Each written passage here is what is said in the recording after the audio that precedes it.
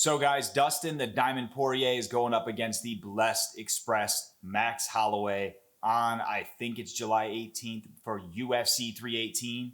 Today I wanted to make a video talking about this matchup between Dustin the Diamond Poirier and Max Holloway. Now, for you casual fans out there who aren't quite aware, this is the third time that Dustin Poirier and Max Holloway will be facing off in the UFC. Dustin is currently 2-0 against the Blessed Express, that is Max Holloway.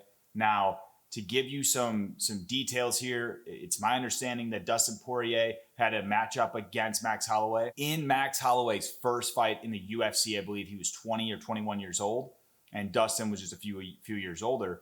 But he welcomed Max and was his debut fight in the UFC where Dustin was able to choke. I think it was a choke. He got Max in a triangle choke and was able to finish the fight there. And in their second matchup that happened in 2019, Dustin Poirier was victorious with a unanimous decision. He was able to beat Max, I think, in every round in that fight.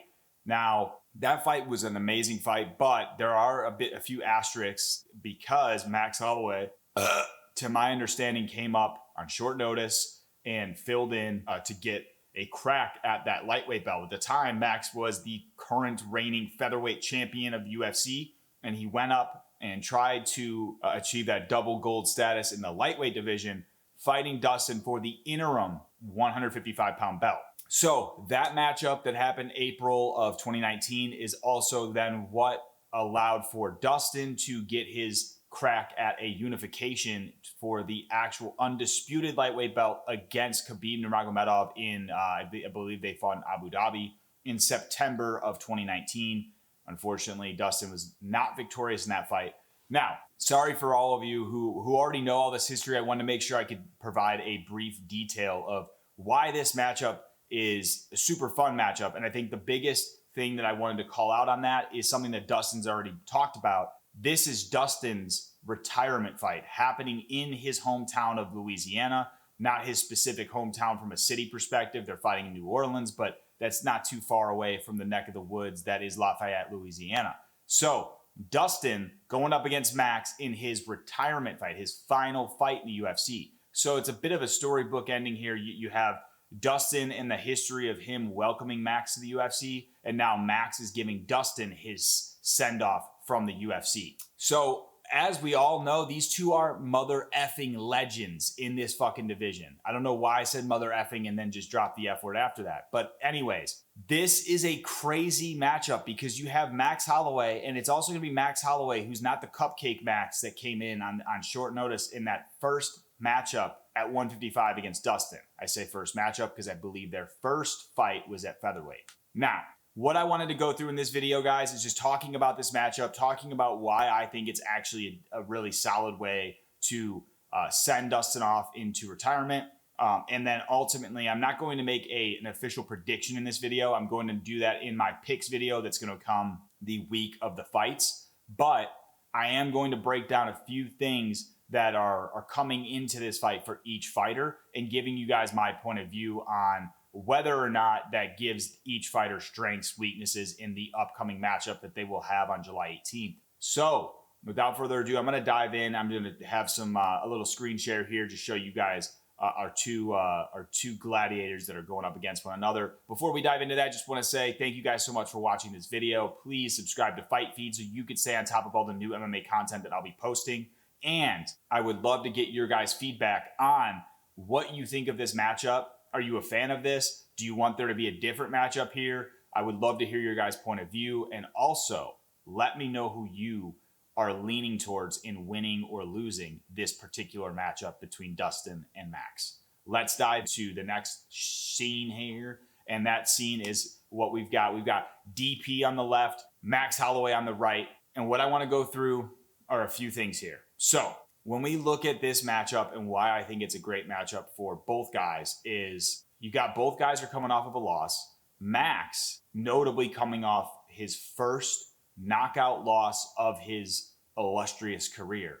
That is something I want to call out off the rip because I think when Max comes into this fight, it could go a few ways, right? You're probably gonna have a very motivated Max because he has this crazy finish over Justin Gaethje at UFC 300, wins probably like the biggest bonuses you could ever win in the UFC fight. I think he walked away with $600K in bonuses. Now, this is where I subtly brag, which you guys, if you're watching my content religiously, I've notably dropped several times that I was at UFC 300, so I always have to just plug that here. A quick fun story about that is that right before this finished, like 30 seconds left, my brother-in-law Joey, his friends that came with us, they all had to pee. And if you guys haven't been to a UFC event live, I'm going to tell you something. This is for men only. I'm going to tell you this why. Not that UFC events are for men only. You would think so because there's so many fucking men there. But this tip, try not to drink too much fluids while you're at a UFC event. Reason being, if you're a man, you will wait in a line for probably 30 to 40 minutes just to use the pisser. Believe it or not, it's like the only place in the world where men have to wait in line to pee. Anyway, and what's funny about that is my girlfriend, she can just walk up and like get into the bathroom whenever she wants because there's way less women at UFC fights. Anyways, they got up to go pee at like 30 seconds left. As they're walking up, they did see it, but as they were walking up, Max finishes Justin with 1 second left. It was crazy. Anyways, that's besides the point. Max is going to be coming into this fight, guys, I think extremely motivated, okay? He has his first KO loss back in the division where he had the utmost success for years and years, right? We saw him just completely obliterate a lot of the competition at featherweight and then became like the number one contender gatekeeper, right? So what I mean by that is Max was like at the top list, right? You had Volk at champ, Max number one, and then Max is at this number one spot, gatekeeping and fighting all of these other guys, trying to make their way to that number one spot and ultimately get a crack at the title. Max just dispatches of like Calvin Kattar with just vicious boxing, just all over his ass on ABC too for everyone to see. Then he takes out Yair Rodriguez.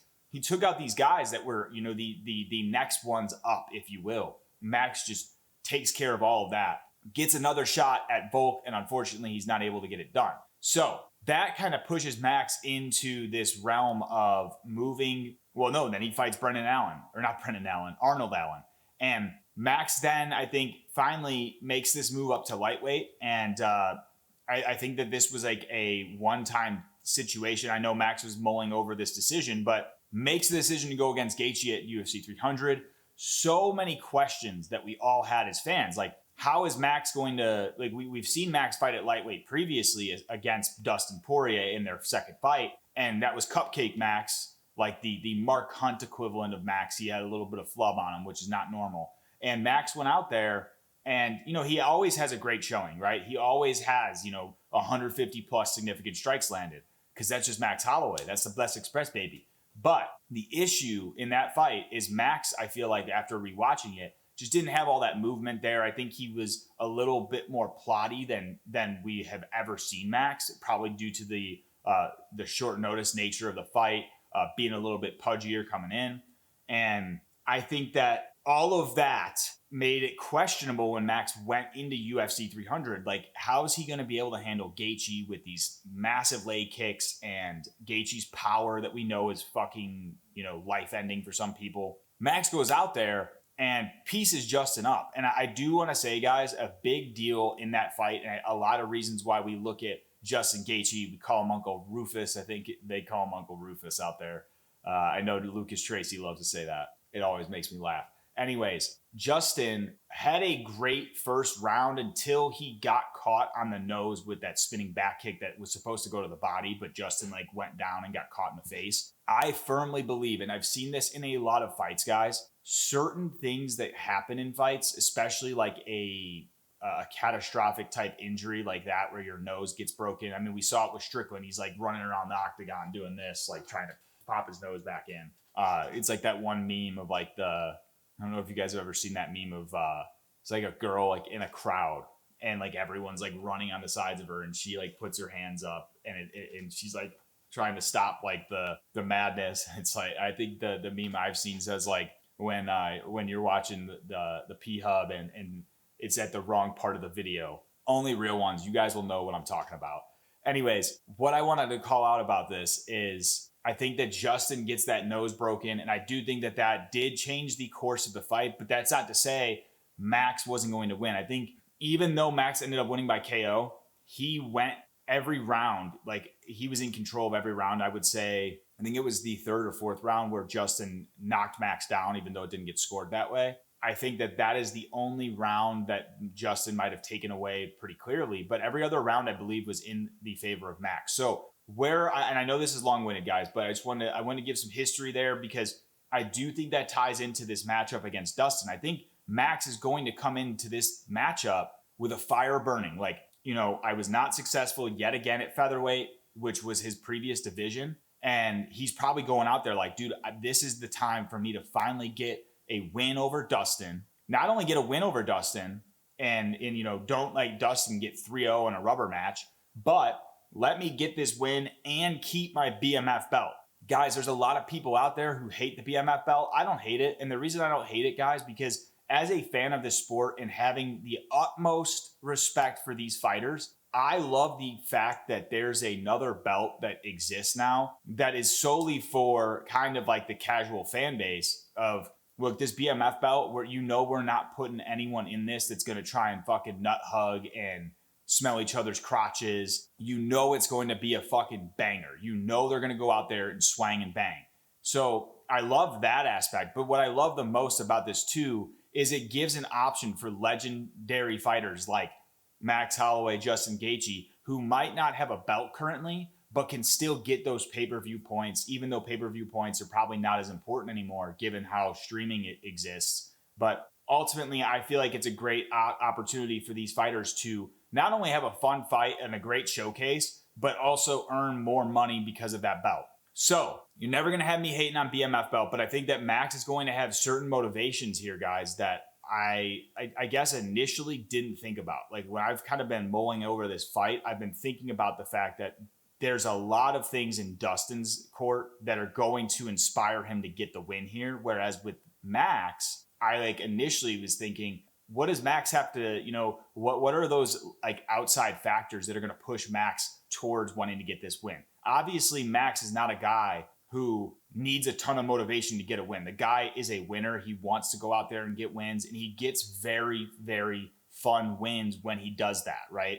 But Max is never in a boring fight, and neither is Dustin. So I think Max is going to want to go out there, not only continue to stake his claim in the lightweight division, he's currently in that top 10. He's going to want to have a showcase performance where he can make sure that everyone knows he's here to stay in this lightweight division, especially in the top 10 rankings. But also a big win over Dustin. If we're going to use the UFC 300 example, a huge win over Dustin almost could set Max up to then get a crack at that lightweight belt, okay? Not saying that it for sure will, but given where he's at in the rankings, guys, he is right there. And although I believe Max was already next up in the featherweight division after Ilya knocked out Volk to win the belt, Max was that number one contender because he had defended his spot multiple times in featherweight, and he was the only one that Topuria somehow as a contender got shooed past, okay? Like when you look at Arnold Allen, you look at Calvin Kattar, you look at Yair Rodriguez, all of their trips stopped at the Max Holloway, the Blessed Express stop. And unfortunately, they were not able to go on from there to the title. Now, Topuria, lucky as it is, was able to not have to go through the contender Max at the time for his final test before Volk. He was able to get past that by getting that win over Josh Emmett. Ultimately, we know what happened. Topuria wins the belt, knocks out Volk, knocks out Max to defend. Great wins. But what I'm getting at is I think Max is coming into this fight, guys, with a ton of probably like a chip on his shoulder, feeling like people are doubting him, feeling like he can't do this, and being down 2-0 to Dustin. Max is probably ready to go like full out to get this win. Not only to get the win over Dustin, so he can actually close this chapter where it's a competitive chapter of, and I don't even think you guys can really count their first fight. Max was his debut UFC fight going up against an already experienced Dustin. It's almost to me, like, although on paper it is 2-0 Dustin, I would say in this fight that's coming up, it's almost like a 1-0 Dustin because like their second fight was much more competitive, obviously. So those are the things I wanted to call out for Max. I think for Max to win this fight, though, I think he has to have that Max Holloway footwork. He's got to be moving around quite a bit and picking his times where he's going to move in and actually strike and land on Dustin. Dustin has a great like dirty boxing type style, but also a very clean I don't even know what to call it. It's almost like a Philly shell, but not really. But he's just really good with the defense like this. He'll block shots this way. I think Max's best option here, guys, and Max has put on some thud. He's got some power now in his shots, especially that overhand that he can land. He's knocked guys out cold, especially Justin Gaethje. And the Korean Zombie. I mean, fuck, dude, I forgot about that fight. So I think when you think about that, Max could have power to hurt Dustin. I don't particularly see a finish from a knockout on the side of Max, honestly, or I don't even think I see that from Dustin. But I think Max has to continuously just bring that style that he has. Their last matchup at lightweight, Max was very plotty. I don't think he's coming in that way this fight. I think he's going to come in with that speed and agility, the ability to move around the octagon. I think if Max can be constantly switching stances, landing shots from range, it's not going to be as easy for Max because his arms actually, I believe, are smaller in reach than that of Dustin Poirier, or they're very similar. Now, on the side of Dustin, guys, I know it took a while to get here, but we're here. Dustin Poirier is going out, guys, and this is a guy, like, I totally believe in this man's nickname, the Diamond. He is a fucking monster. He is like that dude that is just like all the pressure I feel like that he has put on himself and been through in his career has turned into what we've been able to really enjoy as fans as the Diamond that he is. So in that fight, though, there is a lot more added pressure towards Dustin Poirier. Not only is it the fact that it's his retirement fight, but it's in his hometown, okay? So right there, those are huge outlying circumstances that are going to be weighing on Dustin, right? Like, this is his last fight in the octagon. He is going to want to show out, put on a performance. And that same type of mindset is what I think Justin Gaethje probably brought to UFC 300. And I think Gaethje, Poirier, Holloway are all one and the same, where it's like they want to always bring and put on a great performance. But with the added pressure for Dustin, you start to wonder, like, does that pressure crack the Diamond at all? I don't think it will. I think that Dustin is Dustin because of like his ability to show up under the lights and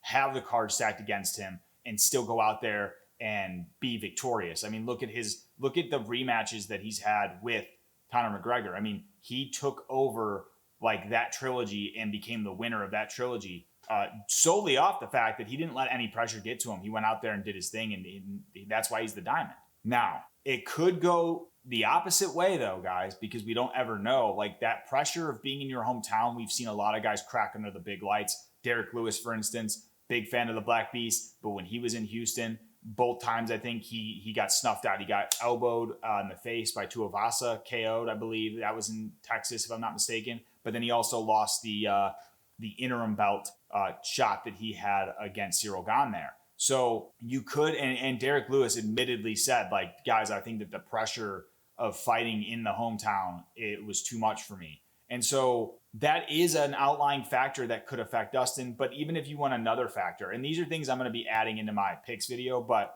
Dustin's having his first son pretty soon. I don't know when, but I know his wife is pregnant with his first son. So he has a daughter, and now this guy somehow, like, the MMA gods, thank you, Jesus. Dustin's daughter is adorable. She looks just like him. But thank you, Jesus, for giving Dustin,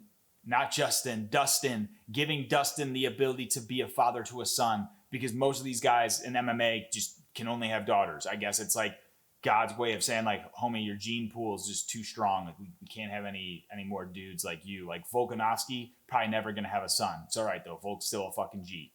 Anyway, I think that is added pressure in some way. I don't think it's going to be a ton of added pressure, but I just think that when you think about the fact that Dustin's got all these things going on, he's going to be weighing like kind of like this is his final send-off, his last dance. I think that this is going to make for a fight that is full of firework. I do think Dustin, where he's going to have success in this fight, guys, is just doing what Dustin does, making it dirty, pulling the fucking shorts up, fucking landing that southpaw straight. If he gets Max against the cage, well, actually, before he gets Max against the cage, I think something Dustin did very well in their second matchup is he'd throw the combo like of the jab, the left straight, and he would whip a leg kick right after. That I do think initially, like, he went right to that in the fight, guys. And when he did that, you could tell that although Max was already in like a plotty state, that made him even more plotty because his leg was hurt and it was hard for him to be mobile around that octagon. That's going to be a key factor for Dustin in this fight. He needs to land those heavy leg kicks on Max so that Max is not able to utilize that cage and cut off the space between him and Dustin. I think if Dustin gets Max against the cage, do the typical Dustin Poirier finishing sequence of the hooks. You know, he's got that like left hook, but that right hook he throws is perfect. Like, he just lands that shit. And actually, when Dustin, if you guys go watch the video I made previously, which includes all of Dustin Poirier's finishes, I'm going to call out this video, guys, has some background music in it that a lot of people hated. I took the Dustin Poirier walkout song, which I believe is Jim Brown? Yeah, Jim Brown song, and I slowed it down. So a lot of people hate that, but in that video, you will see Dustin Poirier and a lot of his finishing sequences, it happens up against the cage, and this guy's just winging these hooks, right? And it's not like winging hooks like, you know, Cyborg, who's just like, if you ever watch Cyborg against fucking the Nunes, she's like this, and then she just gets bopped on the chin because her fucking chin is just literally wide open. Anyways, Dustin has just a crispy boxing style where he starts landing these hooks. I mean, it's what he landed on Conor McGregor. And dude, when he knocked out Benoit Saint Denis, guys, I lost my voice. I was screaming so loud. And I was like, this is a fucking classic Poirier. Because he's got him up against the fence and he's just winging throwing some body.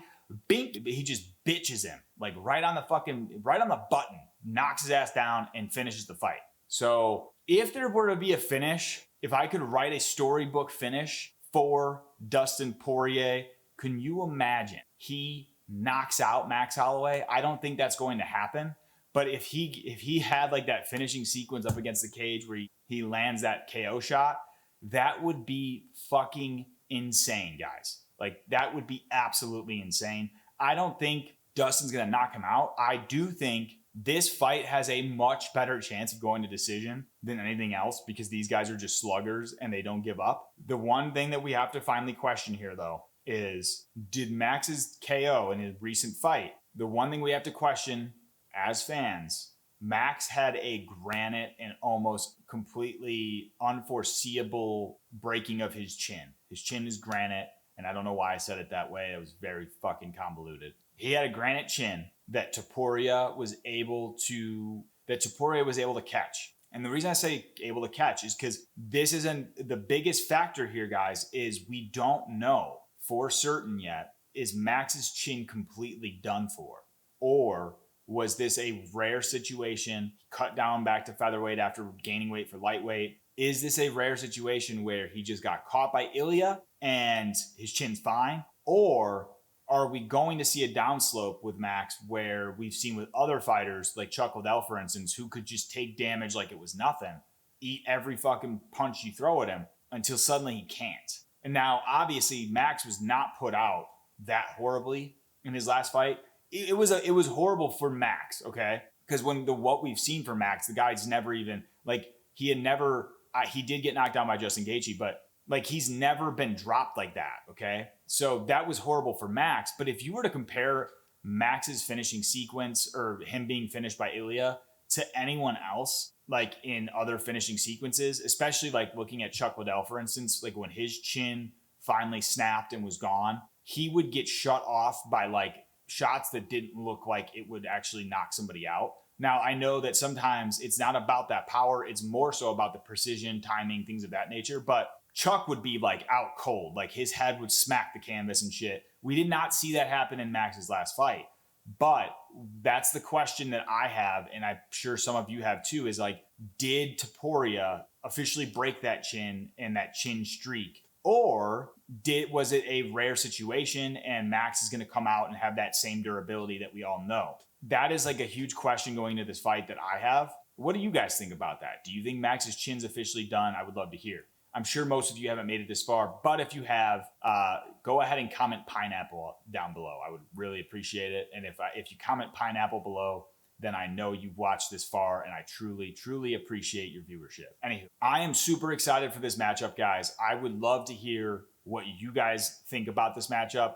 Do you feel like it's a great way to end? Are you one of those people that's hoping the UFC just like retires the BMF belt if Dustin's able to beat Max once again?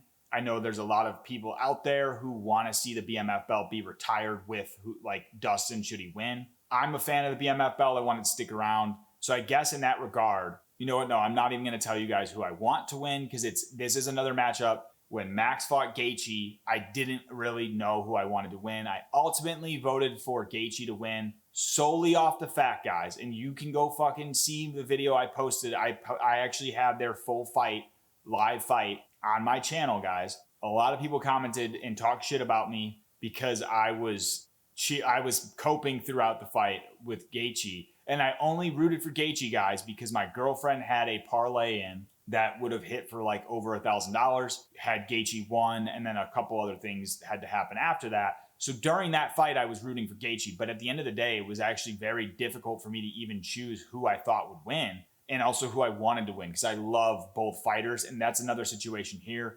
You almost want Dustin to win for his retirement fight, but now then I have to question, like, although I want to see Dustin retire with a win, I also want to see Max get one up and have a win in his side against Dustin in this trilogy, and also to hold on to that BMF belt because that'll still allow for some fun things to happen in the lightweight division.